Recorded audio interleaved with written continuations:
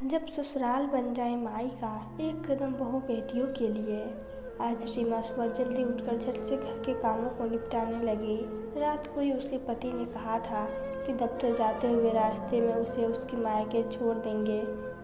अपनी सास से जब मायके जाने की अनुमति मांगी तो वे बोली, हमारे दोपहर के खाने का क्या। रीमा का दिल तो क्या कह दे, रोज़ तो वो बनाकर खिलाती ही है, आज एक दिन खुद बनाकर लेना। लेकिन फिर भी उसने विनम्रता से कहा, मैं सब कुछ बनाकर रख जाऊंगी, आपको कोई परेशानी नहीं होगी। तो वे मान गई। मायके जाने की खुशी में काम करने की स्पीड भी बढ़ गई थी। सब काम समय से पहले ख़त्म कर लिए। सबको नाश्ता वगैरह करवा कर वे लोग निकल ही रहे थे कि तभी माँ जी की आवाज़ आई, बहू एक कप चाय तो पिलाती जा। रीमा फटाफट चाय बनाने लगी। पति बाहर हॉर्न पर हॉर्न बजाए जा रहे थे। चाय देकर भागे के गाड़ी तक पहुंची तो पति ने डांटते हुए बोला, कितना समय लगता है तुम औरतों को तैयार होने में, जल्दी करो, तुम्हें मायके छोड़कर मुझे समय पर दफ्तर पहुंचना है। रीमा की सांस फूली हुई थी, सो कुछ न बोल सकी।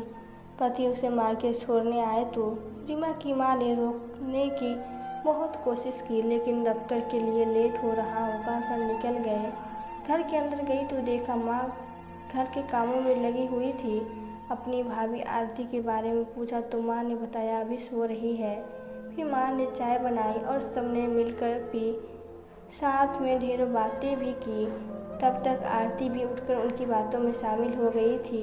इसके बाद माँ और आरती ने मिलकर सबके लिए नाश्ता बनाया। रीमा ने माँ की मदद करने की कोशिश की तो माँ ने कहा, अपने घर में ढेरों काम करती है, एक दिन माँ के घर में आराम कर ले।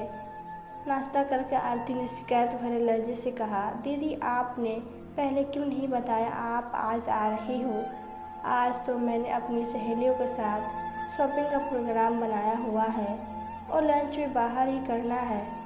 माँ ने उसे प्यार से कहा, कोई बात नहीं, तुम्हें जाना है तो चली जा, और फिर हम माँ बेटी तो है ही, ढेरों बातें करने के लिए। रीमा ने भी माँ की बात में हामी भर दी। आरती तैयार होकर चली गई। पीछे से माँ ने रीमा के साथ बातें करते करते पूरे घर को कामवाली की मदद से व्यवस्थित किया और फिर दोपहर को रीमा की पसंद का खाना बनाया। तभी आरती का फ़ोन आया बताने के लिए कि वो अपनी सहेलियों के साथ पिक्चर देखना जाना चाहती है, तो माँ ने भी खुशी खुशी इजाज़त दे दी। रीमा ये सब देखकर बहुत हैरान थी। एक तरफ वो थी जिसे कई महीनों बाद आज मायके आने की बड़ी मुश्किल से अनुमति मिली थी, तो दूसरी तरफ आरती जो बड़े मज़े से दोस्तों के साथ समय बिता रही थी। माँ ने शायद उसके मन की उलझन को समझ लिया था। फिर बोली, मैंने कभी बहू आरती को महसूस ही नहीं होने दिया कि वो अपने ससुराल में है। मेरे लिए तो जैसे तू है वैसे ही आरती है, बहू बेटी दोनों एक समान है। आरती भी यहाँ बहुत खुश रहती है, पूरे घर को अपना समझती है, हर किसी को पूरा सम्मान देती है। माँ की बातें सुनकर रीमा सोच रही थी कि काश आरती की ही तरह हर लड़की को इतना हक मिल जाए कि वो ससुराल में भी मायके की तरह रह सके, तो शायद कोई भी लड़की मायके से विदा होते हुए मन भारी न करे। मायके में जो लड़की अपनी ही मस्ती में बिंदास जिंदगी जीती है, ससुराल में जाकर पूरी जिम्मेदारियां निभाने के बाद भी उसे अपनापन नहीं मिल पाता।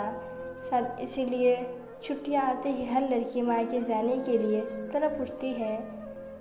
शादी के इतने सालों बाद भी मायके का जिक्र होते ही मन में मस्ती सा भर जा उठता है।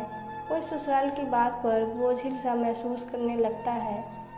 क्यों ना हम सब मिलकर मायके और ससुराल के इस अंतर को पूरी तरह से ख़त्म करने की एक पहल करें। अपनी बहू बेटियों को ससुराल में रहते हुए भी वे सारे हक दे जो उन्हें मायके में मिले थे। उन्हें अपनी ज़िंदगी अपनी मर्जी से जीने की आज़ादी दे। जब मायके में बेटी की किलकारियाँ गूंज सकती है तो फिर ससुराल में बहू की क्यों नहीं। उम्मीद है जिस दिन ससुराल ही हर लड़की का मायका बन जाएगा, उस दिन बहू भी सही मायने में बेटी बन जाएगी। तो दोस्तों, आपको यह कहानी कैसी लगी? अगर कहानी अच्छी लगी हो तो वीडियो को लाइक करें और प्लीज़ चैनल को सब्सक्राइब करें। Thank you.